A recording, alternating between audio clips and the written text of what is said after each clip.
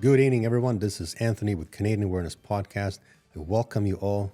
Thank you very much for being here. You can be anywhere else, really, but you're here with me this evening, and I'm very honored and humbled for that. I'm an extra-dimensional channel out of Toronto, Ontario, Canada. And welcome to the official first episode of Canadian Awareness Podcast, here from our brand new 30-foot studio that we built for online conversations, in-person conversations, video projects, including group seminars coming up in 2023. And when it comes to podcasts in short form over the years, I truly have been always fascinated by podcasts and having great conversations with individuals, exchanging information. But due to life itself and hectic life schedule, I wasn't able to execute it.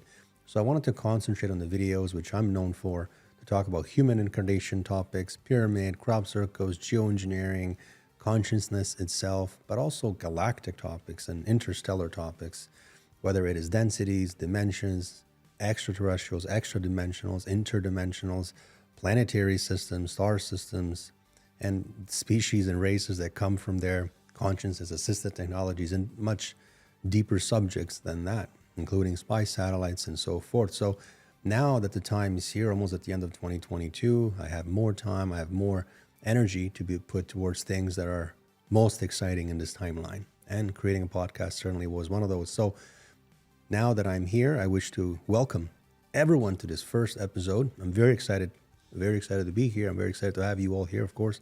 I'm very excited for the first guest that I had planned here this evening, which I'm going to bring in a minute. And every 2 weeks, or bi-weekly at least, the episodes will follow. I'm going to bring in more brilliant minds to discuss very deep subjects as we go on in the future. The purpose itself of this podcast, or the aim, or the mission, is truly to have obviously wonderful conversations, enjoyable conversations from individuals, brilliant minds across this world or this reality we live in, and exchange ideas, exchange opinions and different perspectives. To have these discussions, I believe debates are good. I believe debates are healthy, discussions are healthy.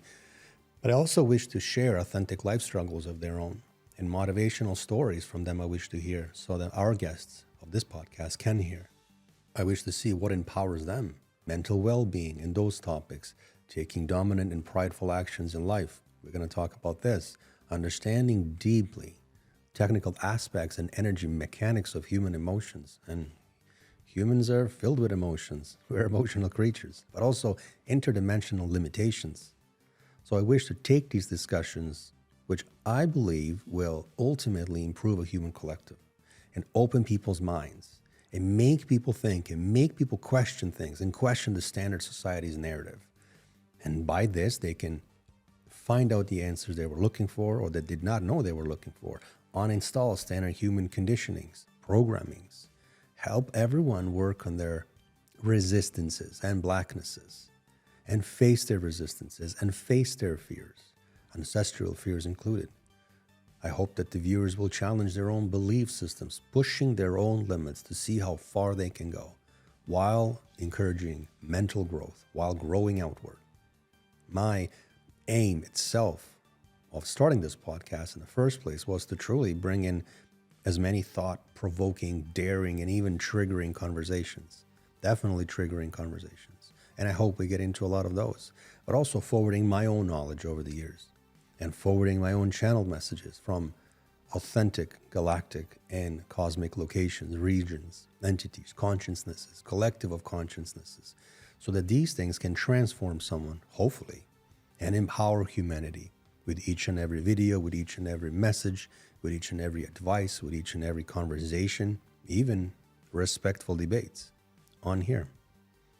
And when it comes to upcoming episodes that we're going to have bi-weekly, I felt it was very important for me to focus and aim and orient towards human incarnation topics, human incarnation empowerment, human emotions and fears, but also safe and benevolent spiritual practices, alchemy, UFOs, ancient civilizations, our ancestors, but also interstellar secrets, including soul involvement, including duality. I believe that human incarnation mechanics or mechanism is one of the most important things for humans to understand and learn, including our multidimensional DNA and so forth. I will definitely not hold back on this podcast, and I will take on all the cultural and spiritual issues of the day, of the week, of the month, of the year. as I will definitely dive very deep into challenging conversations with brilliant and qualified, but most importantly, with authentic speakers, authentic channelers, authentic experts, authentic authors. And I wish to see how these guests have turned their own human weaknesses and fears and agonies and huge disappointments in life, bumps on the road, heartbreaks. How do they turn this into power? How do they prevail? How do they turn this into stability, courageous and prideful actions? How did they win in life?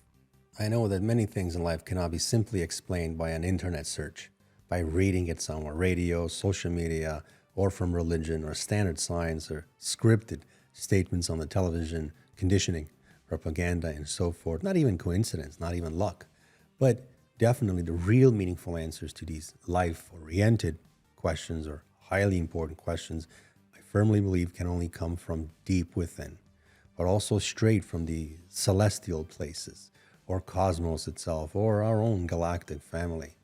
So, in this podcast, I plan on exploring all of these. And again, I wish to thank each and every viewer of Canadian Awareness Podcast, of Canadian Awareness Channel. And I appreciate you placing your trust and energy in me and over the years, especially lately.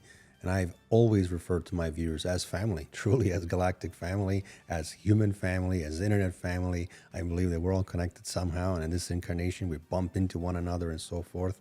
And I've had pleasure of getting to know some of my viewers personally and virtually. So thank you on behalf of myself, on behalf of Canadian Awareness team, that you have contributed to making this podcast idea happen, including inspiration. And as I mentioned earlier, tonight is a very special evening. I have someone that I've been friends for a while. Look forward to interviewing him and asking him some questions. And right here within the first episode in Canadian Awareness Podcast in Toronto, without any further ado, I wish to bring in a gentleman that I don't want to even call him a guest, but he's certainly someone that I appreciate as a human being from Dallas, Texas, who's been featured on many different television and internet shows and podcasts and documentaries, including a brand new one on Discovery Plus channel called Alien Endgame. He's been on Gaia several different times. I've watched these shows. Host George Norrie, show called Beyond Belief, as well as another show on Gaia called Open Minds with Regina Meredith. He's been on the History Channel, so Ancient Aliens. He's also been numerous times on Forbidden Knowledge by Billy Carson, including a Black Knight satellite documentary released in 2022 called Beyond the Signal, and many other podcast platforms. He's been on the Cloud House. He's very known on the Clubhouse platform and in other streaming platforms and so forth, but mainly he's known for his own podcast called Why the Big Secret. Very catchy name, I gotta admit. And I wish to introduce a very reputable and credible Roderick Martin, who's an official UFO investigator, but he's a licensed and official MUFON UFO investigator in the United States who regularly uncovers the hidden truth about some of the world's biggest phenomena, ranging from secret societies, government secrets, ghosts, deceased humans, paranormal activity, and so forth. So the unexplained, really, including UFOs and why are the UFOs visiting Earth and so forth. So he's known to be discovering these things that are in secret, including the existence of UFOs. And I've had a pleasure to speak to Roderick on his own podcast 4 different times on Why the Big Secret show, as well as extraterrestrial evidence show that he runs. And I've conversed with him and his wonderful guests, including his great colleagues. And we've covered some of these topics that he specializes in. So tonight we're going to cover some more topics. And I desire to get his perspective on other things aside from paranormal and UFOs and speak to him a little bit deeper and ask him some questions that my own audience has forwarded to me to ask Roderick. So without any further delay or ado, let's bring Roderick into the show. Wonderful to see you, my friend. Same here, man. We definitely need to hook up physically again, where we go out for a few drinks and do a couple of things and see the towns like you did when you came to Texas area. But yeah, it's good to see you as well. Absolutely. That was a wonderful time. That was during my United States tour of doing a channeling tour of the United States in the summer of 2022. It was great to see you. Unfortunately, I stayed there for one day. I That know, was just, we could have had many more drinks. but you did feed a brother. So let I the record definitely did. And show we have some you. pictures. Yes, you did feed a brother, and I did have an opportunity to drink all that I wanted. And this is not the first time you and I have talked. And for the audience, Roderick and I have been friends for a while. We've had different conversations off the show, but also on his show, along with his audience, along with Billy Carson's audience, along with Roderick's colleagues that also are part of the Why the Big Secret podcast. And as I've said before, my friend, one of the reasons why it's certainly gravitated and I enjoy watching your own show is because you're just a guy that doesn't take a piece of information and put it on his website and says, all right, well, everyone else sells so I'm just going to repost it. You do such thorough investigations. Your videos have incredible editing. They've got tremendous amount of dedication that you put on. I mean, it's clearly obvious the time you put in order to create such phenomenal videos. And I mean, the views speaks for themselves. Your audience loves your material. My Canadian audience loves your material. So I'm going to ask you first question, which I think a lot of people that don't know you in this end of the world would definitely desire to know. And that is, what is it that got you into creating a podcast to investigate extraterrestrials and also UFOs? What was the idea and what made you do it?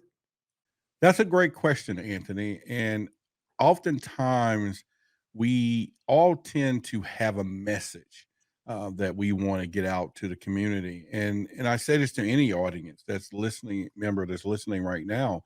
You know, you want to begin the process of figuring out how do you deliver that message if you had something that you had to say, and it just it's eating you in the inside. So for me, you know, I've always wanted to talk about UFOs. I didn't necessarily have a message.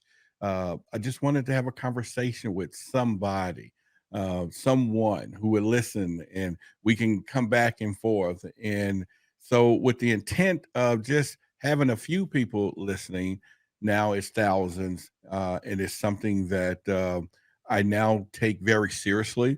I want to make sure that I prepare for what I'm doing. If people are going to take their time, their precious time, to come and watch me, then I better do my job to not waste their time.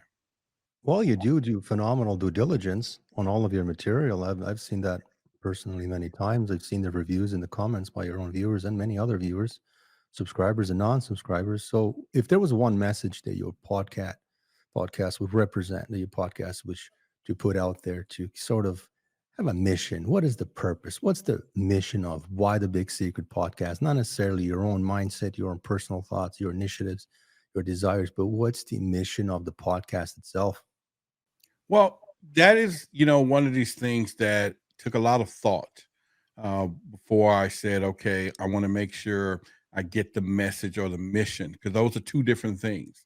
One of the particular thing message is to say that your eyes are useless when your mind is blind. It's time to think wise. It's time for us to go beyond the narrative. And so that was the message that I wanted people to get. Now, that mission, on the other hand, takes in a whole different context. That mission takes in that my job is to give people just enough information that they can read, something that they can see, hear, or talk about, to give them just that information enough to awaken their curiosity to the possibility of whatever we're talking about, or whether we're alone in the universe. Because if I can just give them that starting point, they can go the rest of the way. And so I found that that's been the best ground and the best mission for me. And so I like to do those in-depth conversations, those things that make people go, you know, or wow, I didn't see it that way. And that's why ultimately we talk about things that was big when it happened, that are less talked about today. And then it turns down to be, why the big secret is the ultimate question. Why did you become a MUFON investigator? And if you can, for the audience, explain what exactly is MUFON. And I understand it from my perspective on the internet. I mean, everyone had a chance to obviously see such a prestigious organization and their website and their previous videos. This group of individuals, such as yourself, that dedicated their own time and energy to investigate things. But what is MUFON, and why did you become a MUFON investigator? Why did you select that particular organization? Anthony, MUFON has been around since 1969.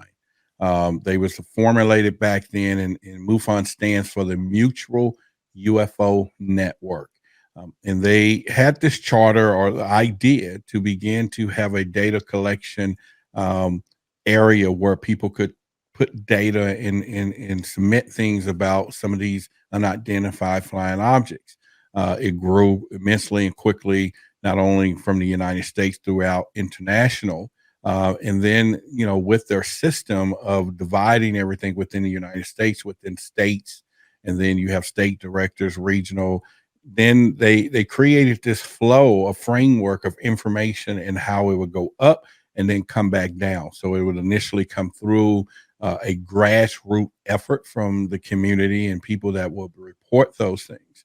Now, for me, becoming part of MUFON, I've always been an enthusiast when it came down to this UFO thing, is what I want to represent it to call it. And when I started searching to find other people to just vacillate with, just to communicate with about this, because it was something I couldn't do in my home. And also, when I used to watch some of the TV shows like Hanger One, and I would just see the MUFON on the bottom or on their shirts, and I was like, man, that's cool. There's a place where people could talk about this stuff or get information. And I wasn't aware at the time that they offered a certification program that they do today. And so when I first became part of MUFON, I was just a contributor helping with the cause. I signed up for this monthly newsletter and magazine. And then ultimately, after I was doing a few of those, I kind of was clicking around a website, which I should have done from day one. And I noticed there were a field investigator training program. I was excited. I was blown away. I was like, this just can't be happening. This is it. And so I started to pursue it. But at that time, I was married, and it was a lot of conflict within the house to kind of go through that. And so it kind of set that through the side. But all along, I wanted to be in the game. I wanted to be more and contribute more to what was happening with the phenomena, but not knowing the unintended, not so much unintended consequences, but the whole point of where my career has gone from there. And at that time, so ultimately, through a separation, I was given the time to begin a process of signing up with MUFON, and that's what I did. Went through their training, signed the mentors is what they do, and then now today they have a certification program. I became certified as a certified investigator within their network, and that's really where the honor of that certification is going to withstand itself within our system. And today, I'm much more than just being an investigator with MUFON. In your best words possible, but summarize in several sentences, to you, what does ufology stand for? I get that question all the time because I have ufology on my license plate of my vehicle. And people always says, "What is it, or what does it represent?" And I will begin to tell them it's the study of this UFO, unidentified flying objects, in such a way. It originally, years back, was Stanton Freeman, who at the time, the word ufology actually was a joke. It was a code word. It was a code word that the governments and news media will refer to someone. Let's say I walked up to someone and there would hint and say, this is this Roderick guy. He's into ufology. And it was like a hint at the time going, jokes on them. And I remember a conversation with Linda Moulton Howell, and she was telling me a conversation that her and Stanton Freeman, who I consider one of the godfathers out there when it comes down to this, were having a conversation about the term use of ufology or ufologist. And he said, it's time to embrace it. And that was him saying to her, let's embrace the term with dignity, with everything else. And so now, so it becomes now the study of UFOs. But I like to also throw this out here, Anthony, to the audience. We may be UFO investigators, but the truth of the matter is none of us, at least I know, actually study UFOs, where we're going to go out and say, okay, I'm going to touch this object. Let's look at the hieroglyphics on it. But we tend to go over what I call secondhand information. whether it's going to be a photo, whether it's going to be witnesses, whether it's going to be some type of event or things that we have to research and investigate from that secondhand source. And so that's what make the investigation side of it. And that's that training that MUFON provides you, a step-by-step things to eliminate the possibilities of what it could be and what it may not be. But at the end of the day, the term ufologist will be a person who is within ufology, that is going out researching and investigating UFO phenomena. But the community itself is the study of UFOs. You know, for a long time, I watched UFOs. I've had an honor, pleasure to have one UFO experience. This was arranged for a very long time through channeling. Well, it took about 9 months of creating this visualization, creating this intent, and setting this particular request in the most humble way possible. But a lot of people, they haven't had the pleasure and the experience of seeing an authentic UFO, the real craft, the real ship. And often on the internet, often on YouTube and different social media sites, Instagram and so forth, I do see that a lot of people are misusing the term authentic UFO, real ship, real craft. I've seen everything from fireworks. I've seen everything from drones. I've seen everything from even like people putting kites, people just shooting up some little mocking thing of a UFO and getting caught with it. They're shooting it really poor way, very amateurish. So what would I understand that you've done all of the research. I understand you're a professional, but I have to ask you, what due diligence is it that you go through, that you take when you look at a photograph, when you look at a piece of video, when you look at someone's crappy cell phone footage at night?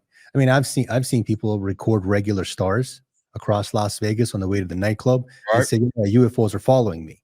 So my question to you is, what steps do you take? What do you do on with your education, with your awareness, that you would say, you know what, I really have assessed this information. I've assessed the video. I've assessed the photograph, and here is my findings. So what makes you different than me? What makes you different than every other person watching these videos? What is it that you have up your sleeve and under your belt that you would say, I've done a very professional due diligence, and I'll tell you, is this real or is this not real? So what do you do that's different? What do you do that somebody else, an average person, would not know how to do? Well, let's look at the X factor in all of this that we don't want to not pay attention to, and that is the individual, the witness itself.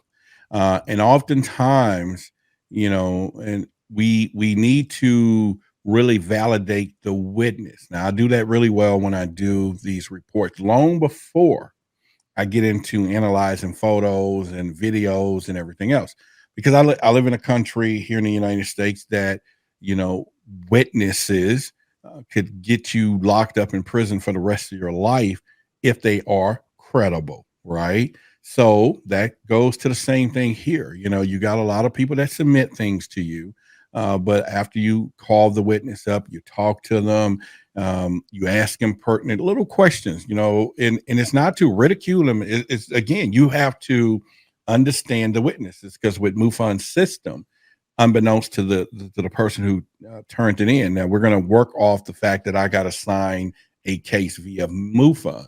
So there's a lot of data there. There's a lot of data that I can see if that person has a habit or history of always reporting anomalies or UFOs. So that's going to be the first thing I can see. They don't know that if they don't put it through the system. And so you tend to want to ask the questions, okay, what was you doing that night, Jeffrey? And they might say, well, I was just out with some friends. We had a few drinks. Most investigators, I'm hopefully not all of them, will just say, okay, you had a few drinks. Okay. And move on. Not me. I stop right there. You had a few drinks, or, my Scooby-Doo is going on, like, or, and I'll be like, okay, how many drinks did you have? And they'll say, oh, I just had a little bit. Now, right there, most people say, okay, then cool. Then the story is good. He just had a little bit. Not me. No, heck no. How much is a little bit to you? Because a little bit, this is three different things right here in front of me. This is a little cup. This is a little cup. And this is a little cup, depending on who the drinker is. And some of them may be saying, oh, I usually drink a keg. And you go, oh, really? But not tonight. I had 3, whatever. So right then, you have to then begin to say, oh, crap, he was drunk. Where do we go from here? Do I still want to go look at this photo?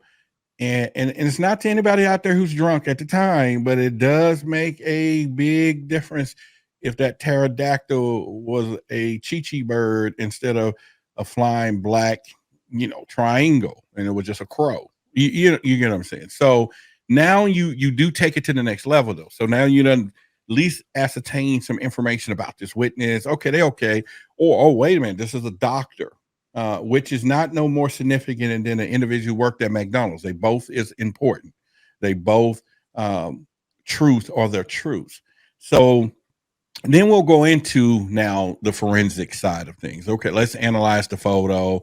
Some things I can give you guys. Some stuff is prior to MUFON's activities, but we're going to check the photo and we're going to check the metadata. And that's one of the first simple things you can do, because somebody will say, well, and I warn some of my friends, Anthony, these guys that are the women, after things, and they always taking pictures and photos. I said, dude, if your wife had a little bit of investigation and you're going to send her this picture of you and your boys out over here, but that metadata has the GPS coordinates that you were over there. Right.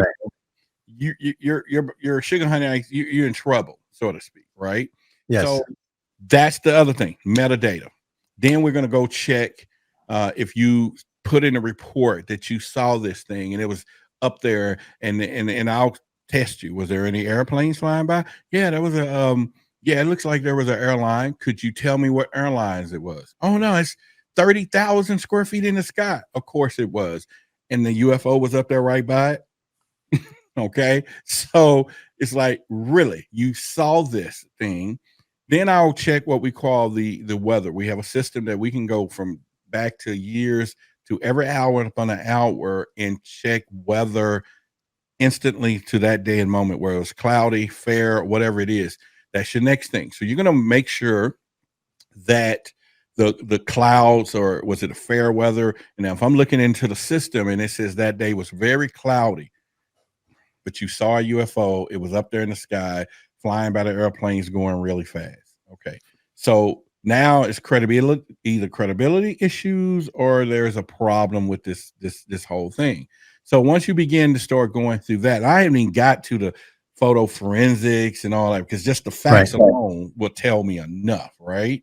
And so it's not a simple task in some cases, but then there's a lot of things that, Anthony, I've seen so much of that I can identify what it is as quickly as possible, such as Chinese lanterns, or maybe it's the starlight, the satellites, or maybe it was Venus, which we get a lot of that, because that's how they think it's following them, because that star is just moving with them, but they don't know that's Venus. It's just the way it works. But the whole point is there is a way to, in most cases, distinguish between the fake ones and real ones.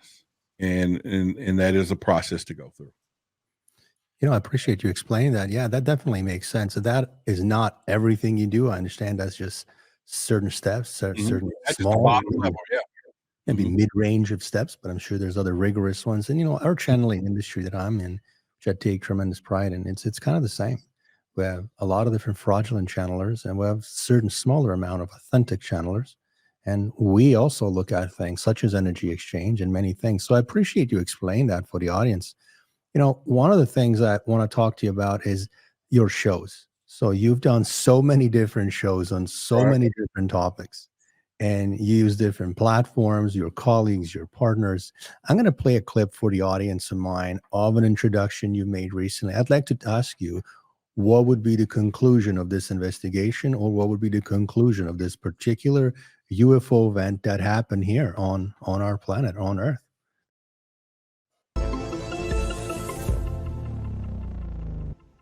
Hi, I'm Roderick Martin, UFO researcher and field investigator for the highly respected organization called Mutual UFO Network, aka MUFON.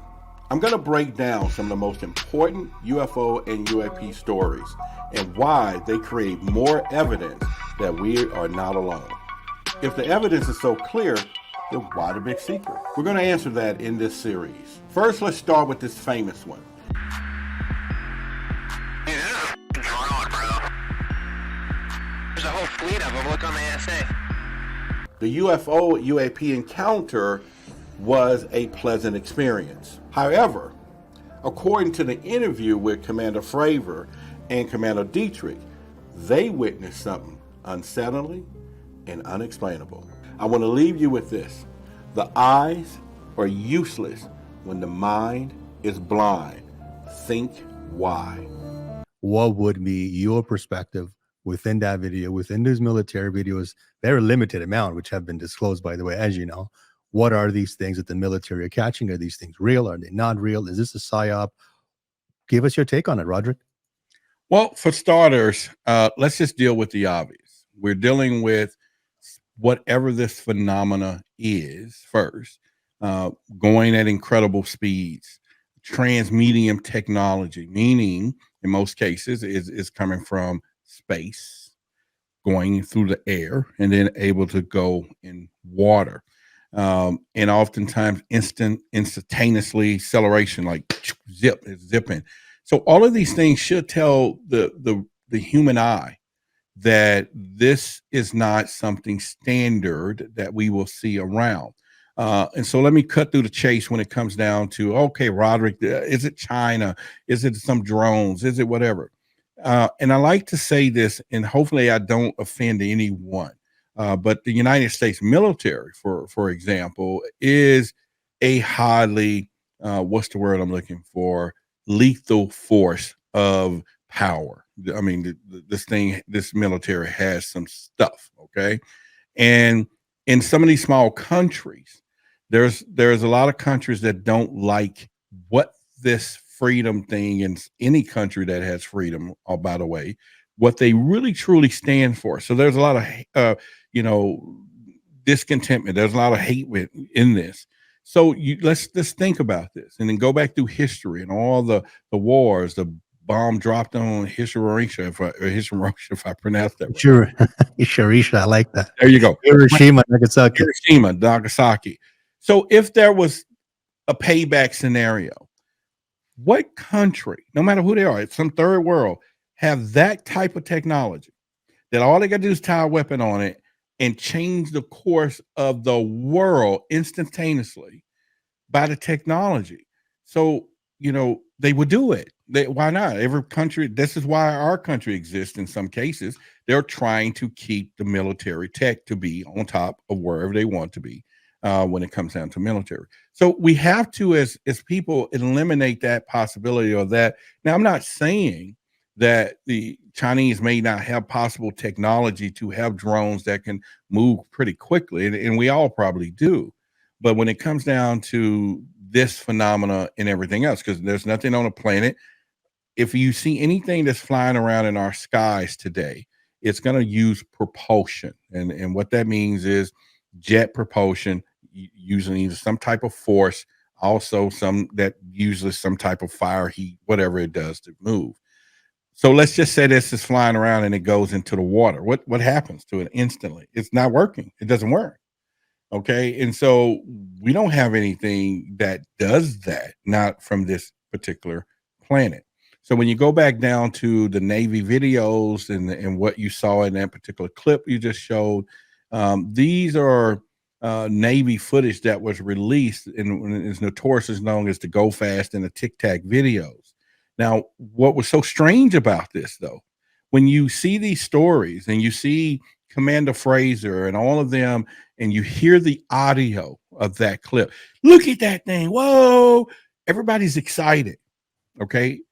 I tend to think that audio was maybe altered. That's just my own personal opinion, because the reason I say that was, Anthony, when they interviewed those guys at 60 Minutes, when you saw that clip, they were afraid, they was uneasy, and all of those things. And you didn't hear that in those audios. But can that be to the fact that they were threatened? There you go. So what's the worst thing or the last thing any military want the public or people to know? That their Top Gun, top of the knock, swimming ducks, whatever you want to call them, Navy SEALs, was afraid in the moment. They can't put that out there. They can't put that out there. But these guys in that interview said it was something they've never seen before. They were not comfortable with how it moved, how it anticipated their movement, went to points before they got there, already knowing all of these things, and it terrorized them. But in the video, whoa, wow, man, yay. I ain't buying that. Yeah, I agree. I mean, this takes us to a whole different conversation that we can have. Really, what are UFOs? My perspective would be something a little bit more of a deeper interstellar topic or deeper interstellar subjects and concepts. But this is a show for you to tell us everything that you would know and your perspectives. One of the things certainly that I've seen in the past with contactees and witnesses is they are threatened. They are blackmailed. So their excitement at the time of reporting or recording the event itself, calling a friend, writing a diary, shooting an audio recording is completely different energetically after compared to when they were contacted by law enforcement. I'll share one thing with you. In my channeling, I spoke to an entity that we were arranging for the entity to, from a fifth entity, open a portal and have a contact with me here in Canada in a rural area. And everything was arranged. And this went back and forth like 4 months. I would initiate contact. They would respond back and forth. And do you know what the reason was why they backed out at the very last time? They said, based on our calculation, within 17 or so kilometers, which is slightly less than miles, but 17 or so kilometers within your house is an airport. So it is because of this. We know that from that airport, there's certain divisions of certain governments are, and unfortunately, we're not going to be able to open our portal and come there. It's risky for us. So I know that, and I'm not the only one that can tell you this, but I know that a lot of these witnesses certainly are blackmailed, and they change their perspective. I mean, look at what happened with the fraudulent moon landing video we've seen, in my perspective, fraudulent, we've seen in the black and white. And then you see the astronauts during a press conference. They look depressed. They look sad. There was agony in their faces. There was fear in their faces. You just left moon. You mean to tell me this is how you look? This is the face? So what is your perspective? Do you think that some of these witnesses, military officers, underground officers, and counter surveillance, reconnaissance, intelligence, do you think these individuals are threatened by the government, by certain departments, or do you think that's just a conspiracy? Well, I think that the question we should be really asking is that one question: why the big secret? Why do people are keeping it a secret? And I think that but here's the point: I call the audience truth seekers, because I want everybody to identify who and what we are as a collective. But I also call the people that are hiding things from us, no matter who they are, big secret keepers. So we got to look beyond just the government as big secret keepers. You got private contractors, you got employees of these things. There's a whole cabal of people that is protecting the big secret. Now, one we know is technology, and behind technology is money. It's just bottom line, follow the money. So when it comes down to people being afraid, you got people that work for a company that may have gotten some crash retrieval technology, and they got to sign paperwork. If you want to continue to work here, number one, and if you want to work anywhere else again, you better sign this non-disclosure NDA or all these things. And that's just on the power. And then don't worry. And if it's a government giving a private contractor whatever they found, they're threatening the heck out of them. You guys better not do anything, and you better keep all your 10,000 employees in check. So imagine how big this gets. But let's take it to a ground level that you were just speaking of. An individual who is not got the resources to fight a government, a contractor who's got billions of dollars we've seen the movies. We see how they could possibly. So the movies are put out there for a reason. We know that stuff tied together, and you see the person get bumped off and ran over in front of the park, getting out of the car, and didn't even see it coming because he's about to leak and tell something. And so now at the same time too, there's an internal process to this. So not only you got the big secret keepers keeping the secret or demanding. So anytime somebody's just reaching out to something in power so they can discuss they have been abducted or maybe I've been contacted, the one side of the big secret keeper is going to be like, oh, we got to get that information. The other side is going to attack them literally and make them feel like they're fools. Okay. So on the other side of this fence, that person is probably wondering if they're crazy themselves because they just can't. This is where my statement comes in. Your eyes are useless when your mind is blind. If you're not conditioned and watching shows like yours all the time to get higher information and information that I provide or people like Billy, so their mind is closed, is blind. I don't care what they see. I don't care what they feel that they do. They're not going to comprehend that it is impossible that they could have been contacted. So this is why we're on the ground level to make sure we get people comfortable enough. This is real. It is happening. Reptilians is real. UFOs is real. Aliens is real. People being contacted, they're being abducted, and there's something out there doing it. We just don't know everything. I agree with you. Absolutely. 100%. I think a person that would, in today's society, say UFOs or drones, birds, they're not real. If a person says extraterrestrials, extra dimensionals, interdimensionals, reptilians, zetas, grays, aquatics, felines, insectoids, they're not real. There is no space. If they go against the real truth, and I don't blame them for not knowing the truth, but if they said all of these things are not real, I think two things are happening. Number one, they're either extraordinarily conditioned or programmed, or they're extraordinarily ignorant. To look at a map, to look at the sky, to look at the constellations, to look at just the celestial richness, interstellar richness, to look at all of these different galaxies and universes. We're not the only universe. There's a billion other universes. And to say there is absolutely no life anywhere there, but we're the only ones made 5,000-6,000 years ago. I mean, I don't think there's help to these people. All due respect, they're not my kind of human. I don't want to breathe the same air as them. I wish them all the best, though, in their own research, of course. My research, my material, probably your material is certainly not for them. Let me play another clip for the audience. I want to get your take on this investigation. I know you've spent a lot of time with this particular investigation, but often we see on the internet conversations that the government, regardless of which country, is going to admit with these disclosures. I, on the other hand, for years now, I've explained the disclosure is never going to happen. These disclosure addictions that people are talking about, it's not going to happen, guys. There's a reason why. Religions will never admit it. Governments will never admit it. But this is my perspective, Roderick. You have your own. I'm going to play a clip for the audience. And then I'm going to ask you, based on everything you know today, how far along we are with this government disclosure. Here's the clip. Hi, I'm Roderick Martin, and today we're going to dive into the Preliminary Assessment Identified Aerial Phenomena Report that was released June 25th, 2021. This is why I think it's important to understand that there's a new era when it comes to disclosure in UAPs. And when this report was released, there was a lot of expectations.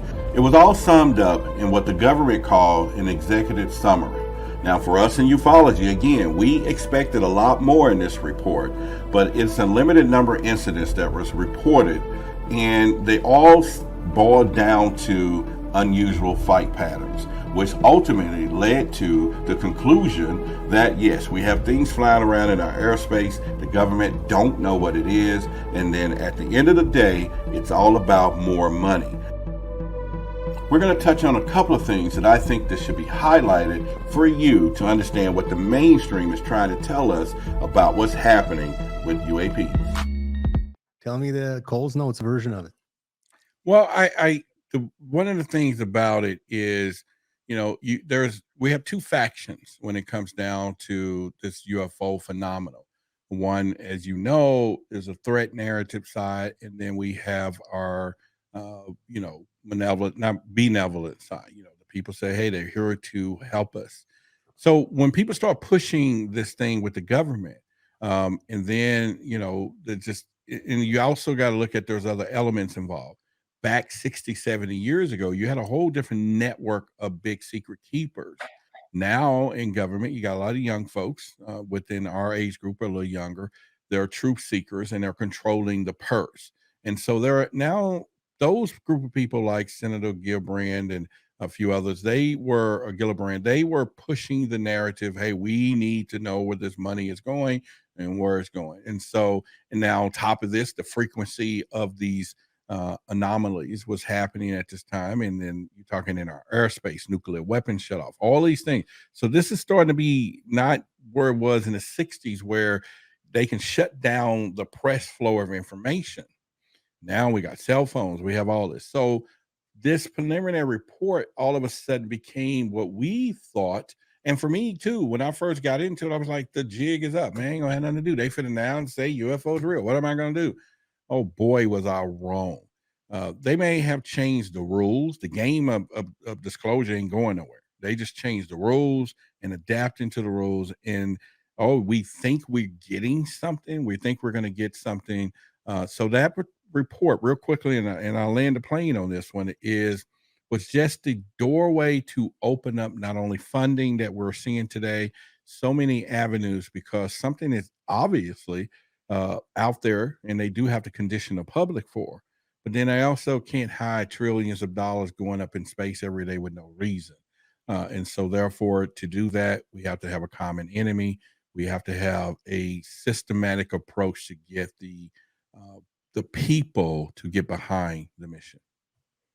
Well, yeah, thank you for explaining that. I think in conclusion, I've said this before, it's absolutely impossible that in my lifetime, I don't have children, but even in their lifetime, even if I did, there's going to be any government disclosure of anything. I mean, first and foremost, the ships themselves, interstellar information, ships themselves are consciousness assisted ships. They are linked to consciousness of the ship with the pilot, with the entity itself. There's no joysticks, there's no button they press. These are crystalline consciousness type of technology, and they're integrated with the pilot's consciousness.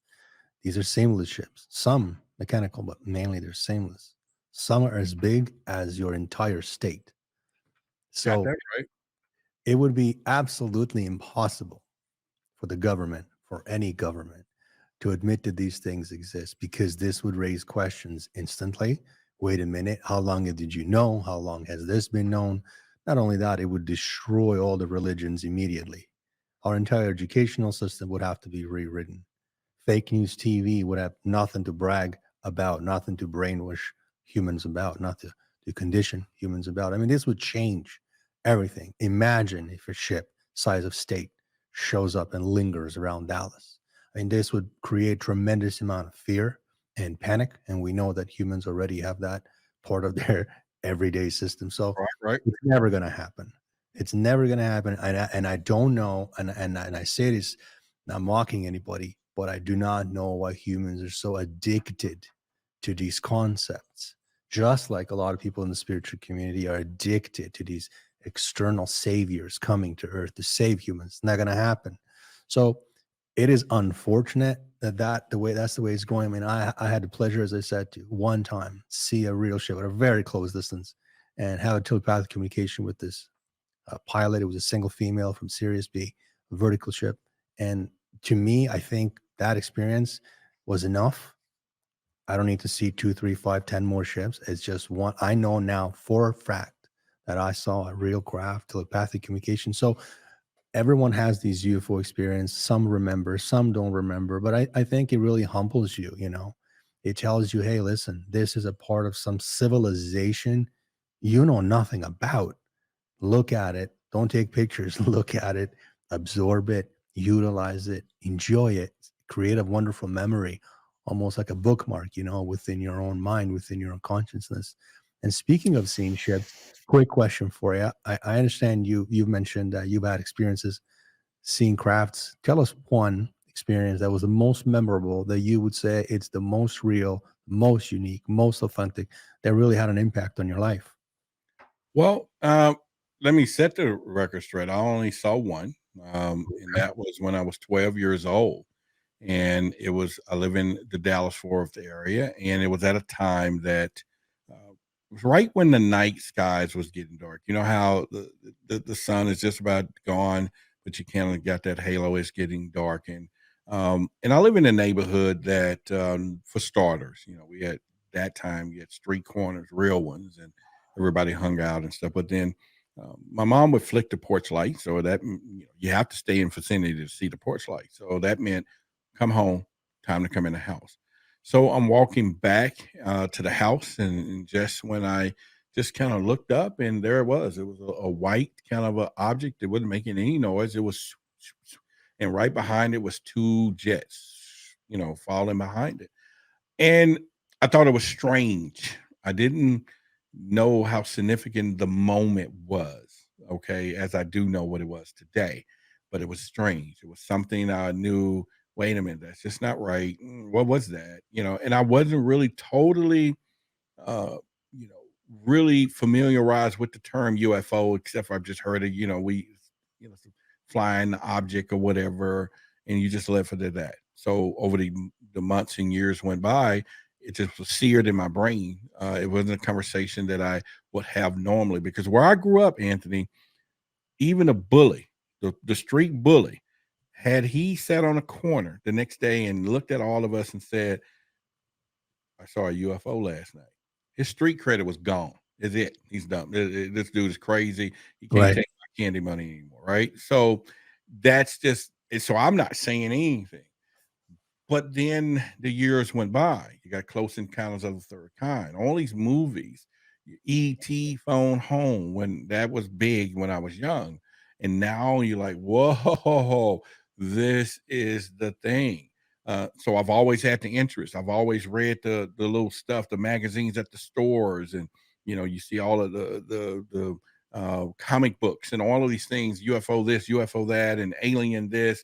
So I now knew I saw something that wasn't normal, but I didn't know it was going to take me into a career fashion today, where I am today, and really look into it.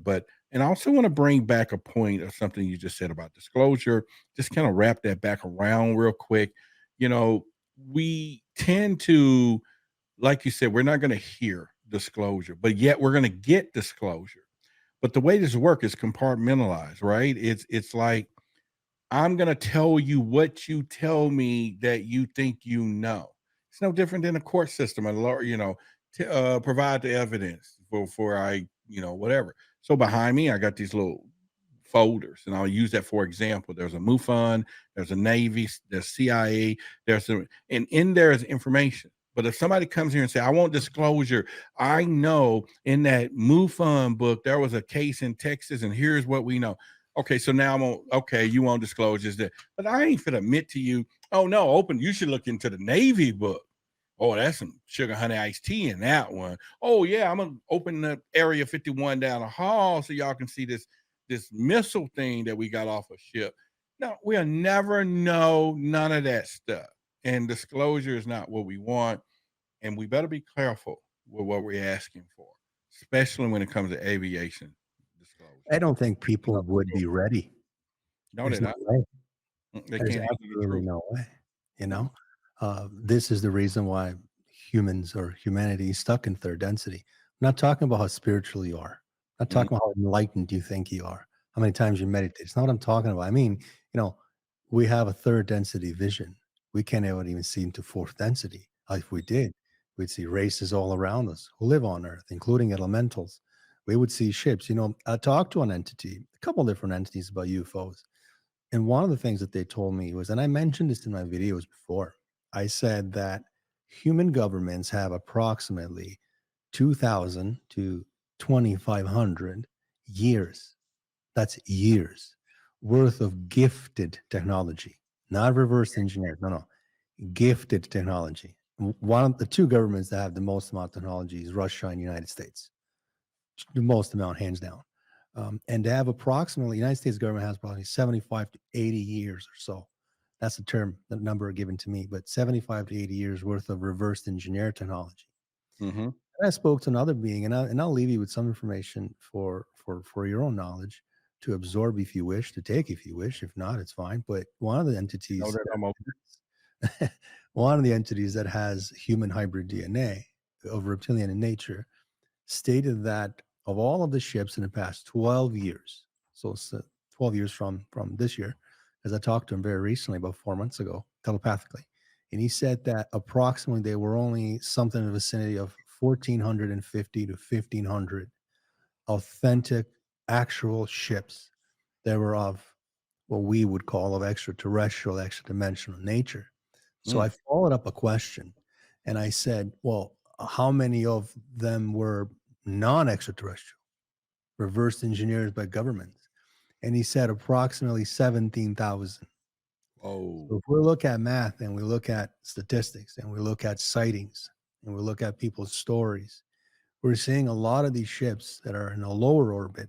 They're not extraterrestrial, at least from my knowledge, from my understanding, from my perspective.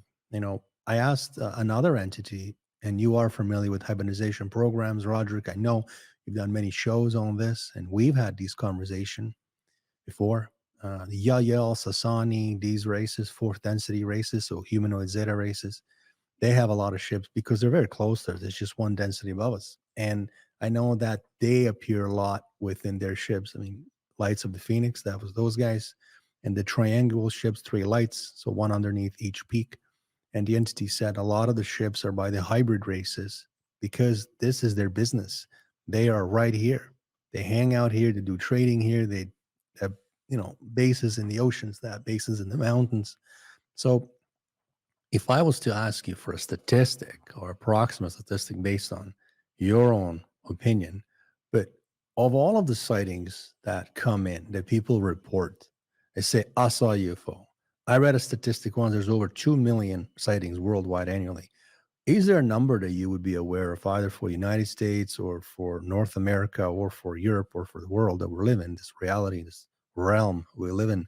What would be an annual number of reported crafts, reported ships, reported UFOs that people would say, I saw that in the sky? well, I can't speak for data that I do know. I do know uh, what's in our MUFON data, and I'll break it down to actually last month's report. We probably had about 400 UFOs throughout the United States within MUFON itself. Texas, Florida, California, those are the states that the water, not Texas, but most of the things around water is the most. And then, of course, you hear me always tell people I'm living at Jumbo State where UFOs come out to play because Texas has a lot of sightings when it comes down to that. One of the things about it is when you look at, especially like anomalies in the sky, lights in the sky, people have to determine what they are seeing. So if I had to get the definitive math, which is where it is, I will say many 95% of most of these cases come back as man-made objects or anomalies that unidentified when it comes down to. So there's only a small percentage that we can actually look at the photo, look at everything and say that was a tic tac, or what's flying around in the sky is a UFO. Not only because of the movements, what it looks like, and all those things. So that takes a real great uh, collaborative effort as we investigate those things. But although reports worldwide is probably within the thousands of every month, that exists. But then to definitively say that is a unidentified aerial phenomenon, UAP or UFO, um, probably about 10%, maybe, and that could be a high number that you can actually prove it. And some things you walk away, you can't not identify. You don't know what it is, what it was. So that'll still fall as a UFO, right? But if you want to say, no, that is a craft, that is a craft, and that is something that's not from this earth, then now you even getting down to smaller percentages when it comes down to that. What percentage do you think of authentic ships? Percentage would be an actual craft with a pilot versus just a drone, because I'm quite aware of the drone technology. We call it drone; they don't call it that, but the drone technology certain races use. So, what would you say are reconnaissance drones? What would you say are actual ship that has a pilot on the inside, or a group of entities or group of beings where they're operating the ship with their consciousness? Now that goes into a tricky situation, and what the answer I'm going to give you is going to be only mine and mine only. But my perspective on this whole thing has changed, and it's kind of like in the movie, Men in Black. There was a scene in that movie that the whole movie, or they were looking for the galaxy. They were looking for this thing. And remember in that scene, the guy finally said, "You humans are just whatever. You're taking a word. The galaxy don't have to be big. It happened to be marble. That particular galaxy, it was size of a marble, and it was on the cat necklace." Yes. So where I'm going with this is, we can't assume that when somebody's seeing an orb, that there may not be an inhabitant in it, even though it was 3 feet around. Versus, we want to say that 40-foot object had to have human size people driving it, okay? Or whether this is dimensional, or, like you said, is what's in it. So I tend to now look at things saying, until something step out of, because we do know fairies are little bitty things, right? So what if wherever this life form had technology, but it's the size of a Volkswagen or something smaller, and it's flying around in its vessel. We do hear rumors and stories that everyone said when they got out the spacecraft back then, they was 3 foot tall, right? Right. And so we got to tend to say this. Now, again, I've been challenged on this on many occasions. I said, well, we don't see a lot of flying saucers. Neither do we see a 1957 Ford Chevy either, if you get what I'm saying. Right. Their technology, which is already thousands of light years of ours, have to have advanced over the last 30 years, just like we have. So they could find a way to fly things without being in it, just as much as we now are figuring out an unmanned aircraft. We call them drones. They could be now saying we can just move conscious and just bend whatever. There's just so many things. But what we do know, and we can all agree on, it is something not from here. Absolutely. Absolutely. And That's an obvious one. I think even birds in the sky know that. yeah. Up So front there. They aren't made with rivets and screws and zip ties there you go. together the cabling. I mean, we understand that. And they're psychically protected by those entities that run the actual ship. There's certain agreements placed over Earth. There's monitoring systems placed over Earth. There's security checkpoints or security system placed over Earth. There's a surveillance system, not necessarily with surveillance cameras we use for our homes, but technology not known to humans. There's custodians all over Earth that run certain things, and then they have managers and they have facilitators and so forth. So the interstellar, celestial, galactic, cosmic truth of the hierarchy, who's involved with Earth, including the ships, and why do they come? I mean, these topics we can obviously talk about forever. So I mean, your statements are music to my ear. Let me throw some questions your way and answer it for me with a short yes or no. Deal? So, Skinwalker Ranch, real or fake? In the middle. All right. Phoenix Lights, real or fake? Real. New York City blackout in the 60s, I think 1965, real or fake? Very real. All right. Very real. I like that. All right. Crop circle patterns. We see these beautiful, stunning, gorgeous, sophisticated, elegant designs. Man made or off planet made? Your eyes are useless if your mind is blind. They are real. All right. More questions. Reptilians. Are they real or are they fake? I'm just not for sure. Although I believe they exist, I'm not for sure if I'm ready for one to walk in my wall and stand here in front of me, and then all of a sudden there is a lot of stuff in my pants or just whatever, right? So the jury is out of how. So I think, how about this? I believe it enough that I don't need them to come prove themselves to say, "Oh, you don't?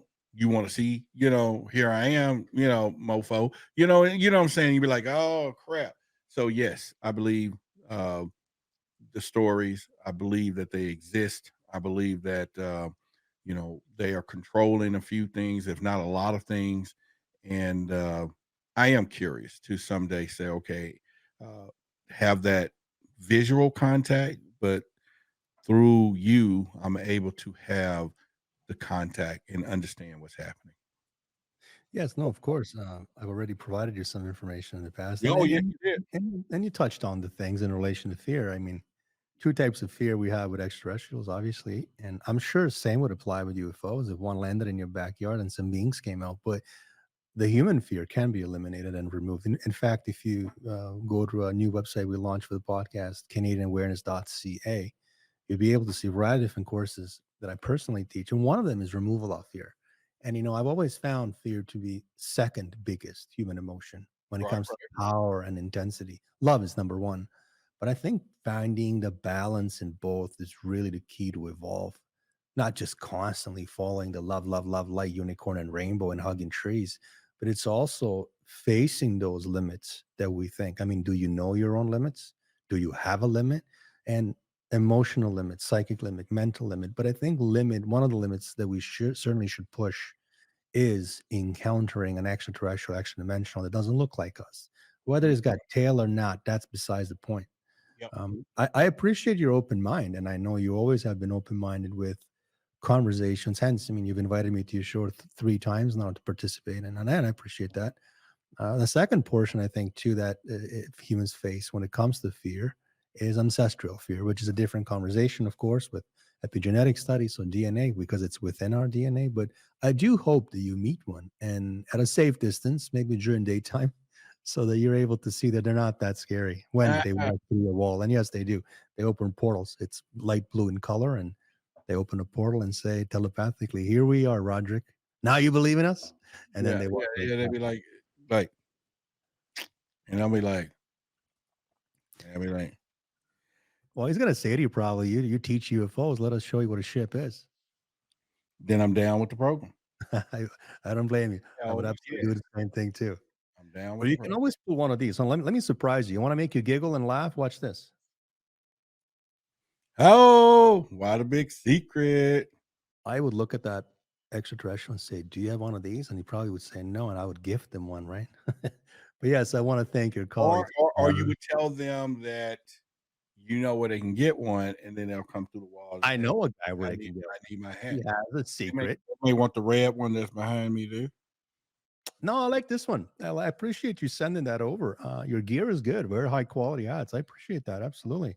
Appreciate it. Um, and remind me, I have a little surprise for you for the end of the show. Okay, And it's going to make you giggle again. See, I'm making you smile twice. let's work. Surprise. I Right? like I'm gonna save it to you in about 5-10 minutes. Let me ask you a few more questions. I like surprise. You've met Barbara Lamb. I've met Barbara Lamb. I've been regressed by Barbara Lamb 3.5 hours in Detroit, Michigan, 2018. Wonderful lady. The real deal, definitely. She does have the power. She does have the ability to do what she does. And my soul approved her connection. Often your soul can actually deny the regressionist, and you're not going to get any answers. She certainly was approved, and I was able to find some information in relation to Yael and involvement and her hybridization program involvement. Now you witnessed one. In I guess short form, I don't need to talk about Barbara Lamb all as lovely as she is. I wish to get your perspective in a few sentences or less. Do you believe in past life regressions? Have you had one? Has someone close to you had one? And do you think they're genuine? Do you think they're real, or is this just some kind of a coincidence? I mean, what is your take on them?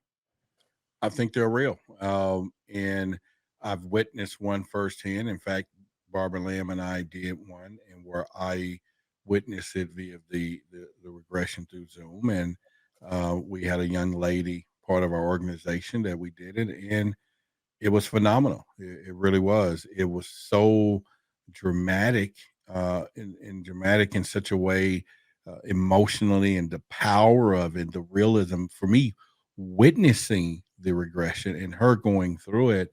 But the one that actually came out, we all just agreed we was going to show the video to our clan and to the community. You know, we just realized we couldn't do it. It was just something we couldn't do.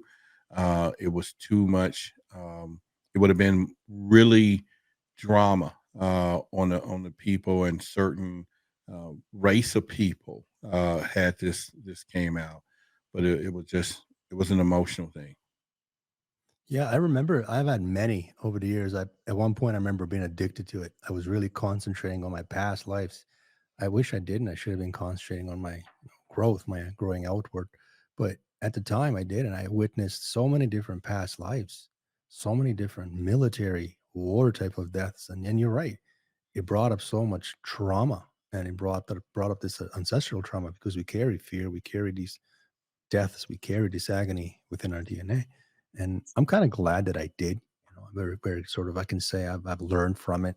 I was able to heal it. In fact, I was able to go to certain sites right now here within our world Mm. to be able to heal some of that trauma, including war related. So Eastern Europe, couple other ones. And Barbara Lamb I found to be very, very lovely lady. She's exceptionally good at what she does. And that's one Absolutely. thing I definitely recommend everybody to find a very qualified or a past life regressionist. There's a lovely lady in Toronto, Georgina Cannon, who I had a pleasure to go and get regressed by. Many other ones, but Bruce Goldberg's another one out of California, and so many other ones. This is something that can, I believe, teach someone a lot of different things about their phobias, a lot of things about their fears, and different things they're scared of or hesitant about in this life. Even marks, birthmarks on your skin currently that you were born in. So yeah, I'm glad that you agree. I definitely agree. I mean, past life regressions are extremely real, just like incarnation, of course. And I know you're going to agree on that one. Let me ask you two. I have to ask you. I think I have my own opinion on it. I think everybody does, but I want to know your opinion quickly. Tell me, JFK, how many shooters? And I want to know about the moon landing. The moon landing shown in the United States when Nixon used that rotary phone to call, real or not real? Was the landing real or not real that we saw on the television? I think it was real, but then I think there was another portion that they did to fake the landing. So I think our dates and times are off, that we really not talking about it.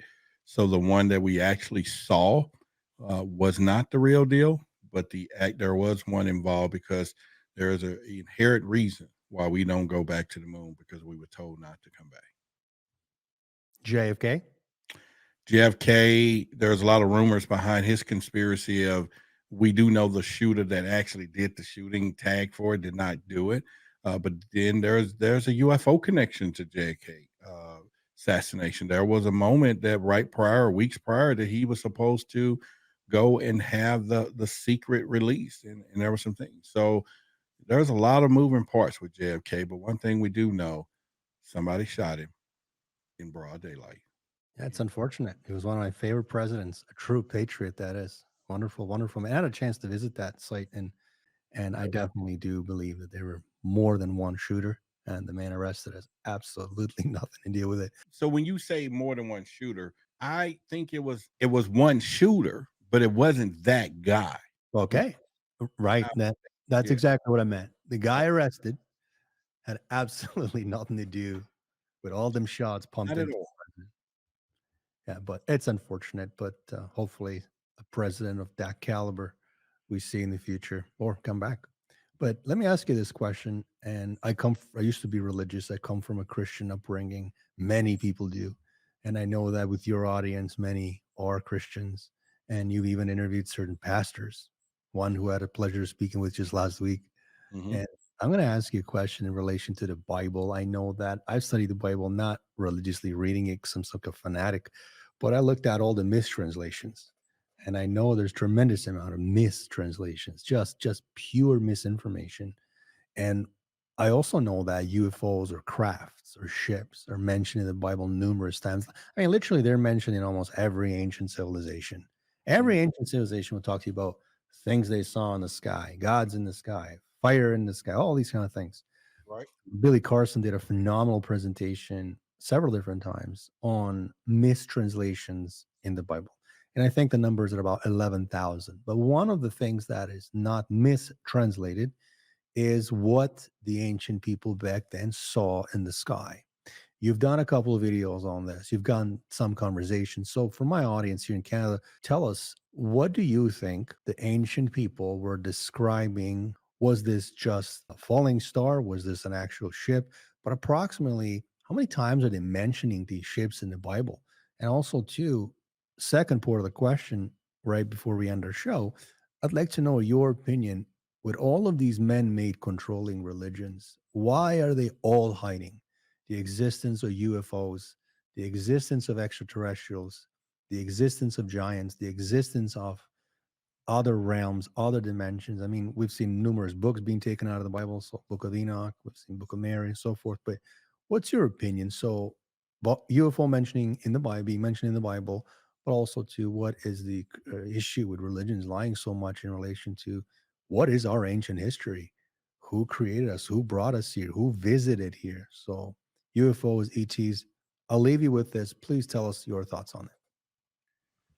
That's a um, that's a wonderful place to really get people to begin the curiosity when you go back to the reference in the Bible, because we got to go back to what would someone call a car today versus a spaceship in the future versus something back then that moved in precarious ways.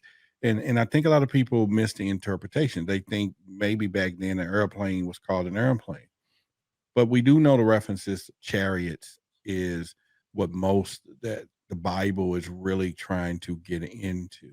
I like to go deeper real quick for your audience, something that a lot of them may not have heard.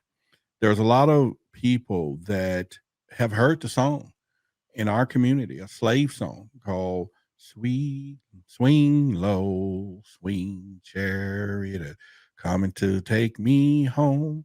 But if you listen to the words, that actually song was sung by slaves out in the plantations when they saw spacecrafts. They called a chariot. And what did the song say? Swing low and get me. Come and get us. Swing low, come and take us home. And there was another part of the song. I looked over Jordan. What did I see? Angels coming for me. So we always talk about them coming over the water. They've always had.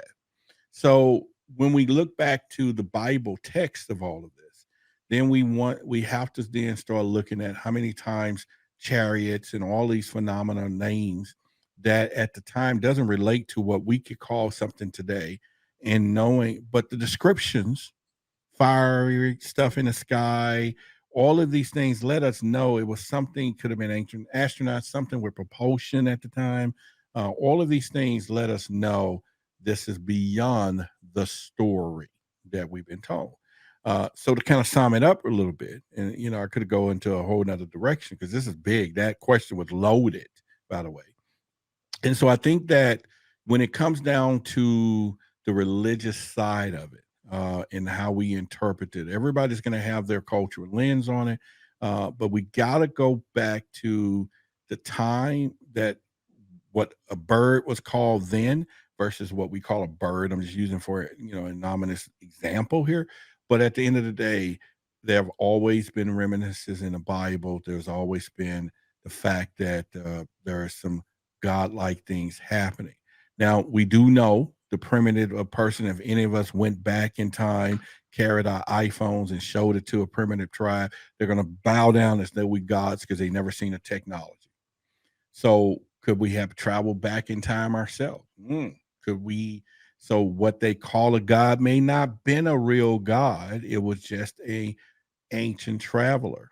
Okay. But now in the books, we got all these gods and all these scenarios and all these things that's happening. And so Anthony, that question was so loaded that I think that we could go a lot of places with this, and we can go 5 more hours just based up on what you ask. And I may not answer all of it to a point, but I will say that you know the big secret and why the religious institutions are not teaching us, because there's a lot of truth behind it, and there's control within the system of the Bibles. Now, what concerns me though is the collaboration between the people who are now in place of religions today versus the extraterrestrials and somebody who probably conspired they work with to put things in place. There's this control factor because it had to been some deals made to say, how can we rule the people for you and whatever? Well, y'all need to do it this way because there's got to be some techniques involved because it's been working. That's my thing. No, I appreciate you saying that. Yeah, you're right. We can go on forever, particularly individuals that understand the mistranslations of certain ancient texts or holy books, whether it's Quran, whether it is Bible itself. But I mean, for example, the sun walked on water. Why are we talking about someone's son? Or Walk we're on. looking at the reflection of the sun. So did Jesus really walk on water? Right.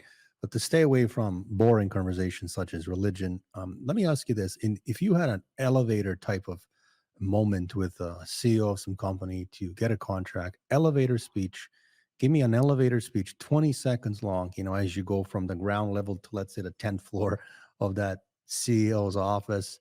In 20 seconds or less, tell me that UFOs are absolutely real.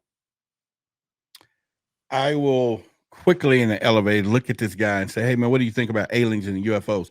Well, I don't think they're real. He's a technology CEO, and I said, "Look, have you seen something this before? What is that? Have you seen this before?" He looks at it. He quickly notices that it's not from this earth. It's something he's never seen before. I got his attention, baby, because we're gonna go. And here's the deal: we're gonna go to the government and ask for a lot of money because we don't know how. We'll never figure it out, but they're gonna keep paying us money to figure it out for years and years and years. So All right, fair enough. Not bad. I'd buy your product. I mean, would you be wearing your hat at the same time as you're speaking? no, Yeah. I'll take the hat off because he's then gonna know what I'm really about when it comes down Right. to Why the Big Secret.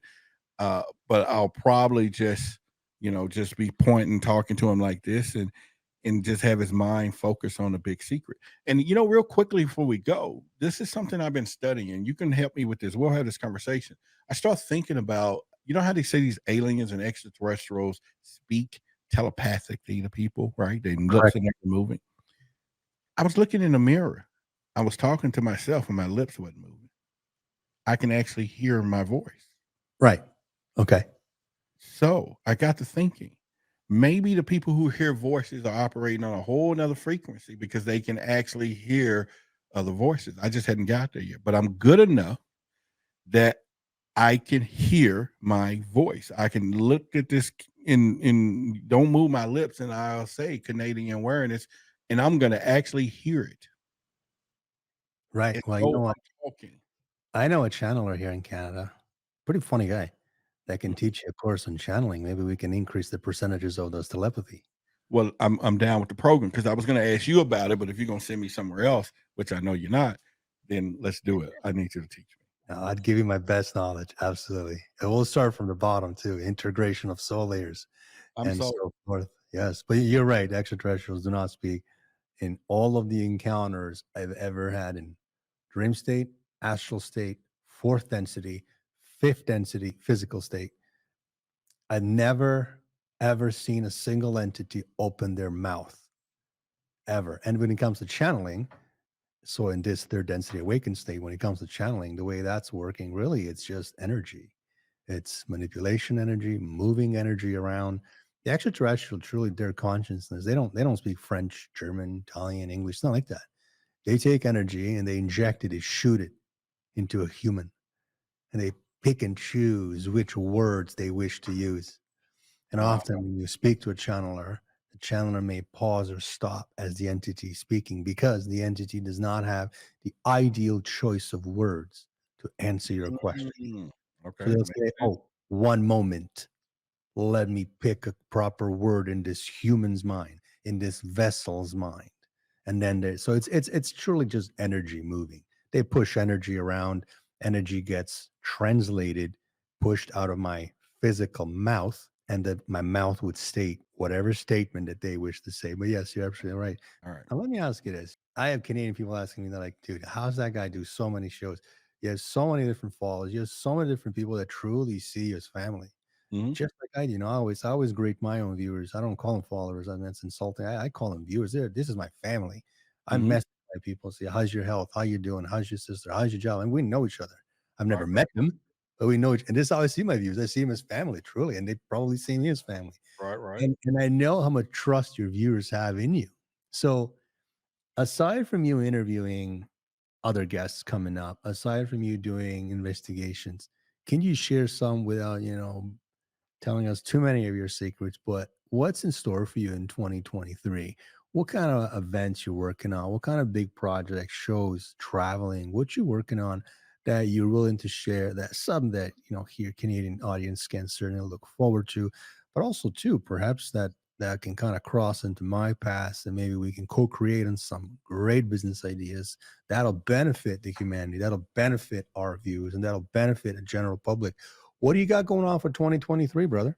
Well, I think one of the things that is just been on my mind for 2023 and is how many people may need some basic information to identify UFOs. Let's just start there. So I thought about, hey, it's going to be time to create this UFO guide, this identification thing for someone, the home study UFO course, right? And then, of course, get more into CE5, and definitely helping people really get this phenomenon down. But then I said, wait a minute, there's bigger. And so, with you and a couple other people we know, and I think it's a great idea for us to, maybe begin to do seminars and things to really bring people from here to there. And just start this collective, this trusted circle, our trusted circle of things that we're going to do. Now, of course, I'm going to be on TV shows. I'll be doing, a lot of other, little small programs and things like that. But I think, Anthony, we do a lot of focus on, I do on what's in the sky, but it's time to kind of focus on what's happening on people on the ground. And I think that people like yourself, me, and we get a couple of other people, I think we should truly start this collective group, this inner circle, this powerful, trusted circle of authenticity. Not no fake people in this thing, and nobody, people that we can trust. Our audience trusted, and at this point, we take them on a journey, and we give people something they've never seen before in their lives, to a point to where they're gonna see things they've never seen before in their lives, right? And so I don't know. What do you think about that? Because for me, yeah, there's going to be a journey. I'm going to write some books. I'm going to create some programs, but it means nothing if we're not here serving the people that we're here to help. Well, I agree. First of all, you're referring to a circle of honor. Mm-hmm. So, what is honor? What does honor mean to you? And what is honorable, really? I mean, honor is associated directly and indirectly with pride and prideful actions you take in life. And reptilians constantly speak of this. I mean, I've done public seminars on this. But I agree with you. I do definitely agree that the industry of ufology, the industry of extraterrestrials, the industry of channeling definitely needs much more honor. You and I can do that, though. No, absolutely. Yeah. I have a small circle of trusted family type of friends in this channeling industry. One I've learned channeling from. The second female I learned channeling from. A third individual who's no longer in the channeling industry, but a phenomenal reptilian speaker, and probably two more. I'd say about 5 people, 6 people.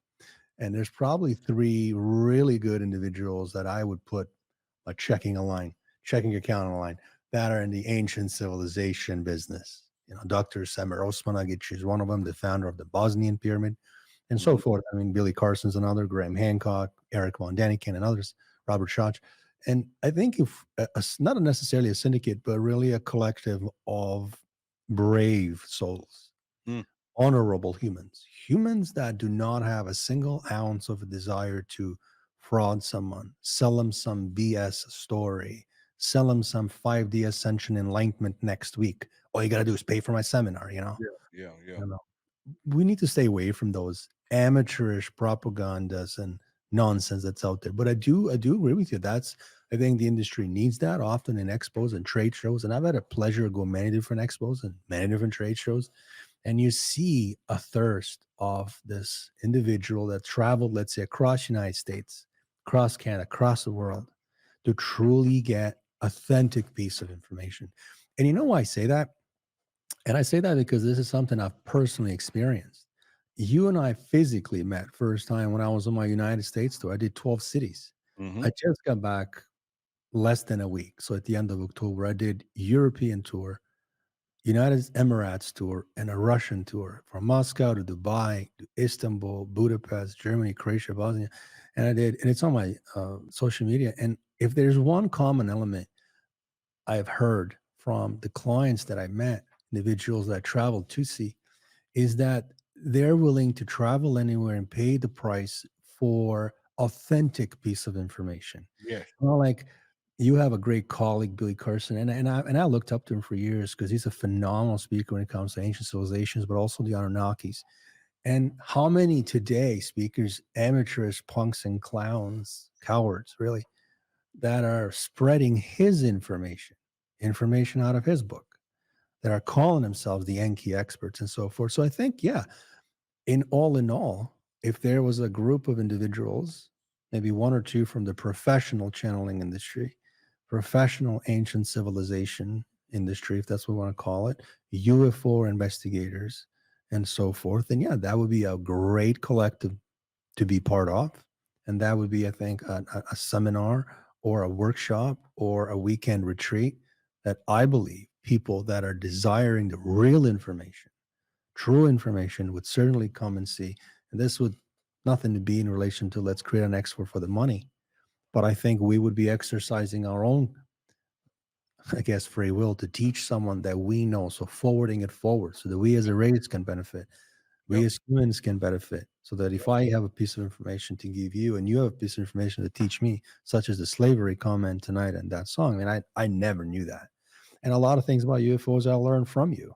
A lot of things from ancient civilizations I learned from other elders, people that are 30 years my senior, so Eric von Daniken and others. And a lot of people that are older than me learn channeling things that I talk about because I deal directly with certain races. I think that we should do that in 2023. Perhaps we should bring something forward to the industry. Where can people find your work? Where can they find your videos? And what's the best way to contact you, Roderick? Well, the best way to contact me will, if they want to report a UFO or a sighting, or maybe they just want to kind of have a conversation, because I'm open to all. My email address will be contact@whythebigsecret.com.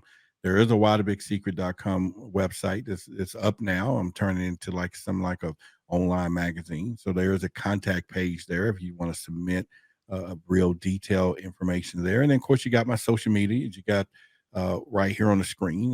You have Instagram, which is real Roderick Martin.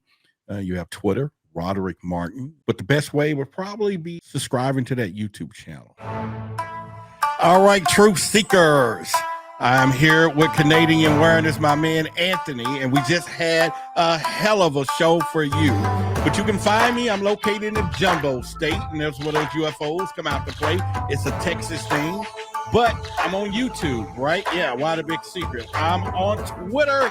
Find me on Twitter, and that is at the handle Roderick Martin, and you can find me there. And of course, we got Instagram. But most importantly, right here on Canadian Awareness is where I'm supposed to be, because I could have been any other place tonight. I chose to be right here, right now, and show of you. And with that being said, Anthony and I both like to thank you. Wish you good morning, good evening, good afternoon, wherever you may be watching this show. So we know we done dropped it like it's hot. And that's my story. I got to go because it's his show, not mine. And there we have Roderick. Thank you very much, Roderick, for being with us this evening. One of the things I didn't tell Roderick is the second surprise I had for him. And I purposely left it out. So I know that by the time Roderick sees this episode, there's already going to be a mail coming his way from Toronto to Dallas. And I'm going to let the audience know what is going to be in this little box that I'm sending him, because I promised him a second surprise and he didn't even ask for it. And I'm glad he didn't. Roderick, because you were a guest on our show, I wish to send you an embroidered golf shirt from Canadian Awareness. And I hope you get to enjoy it while you're with your friends, while you're golfing, while you're barbecuing, doing everything that brings you excitement in your own life. When it's sunny outside, of course, because it is a short sleeve.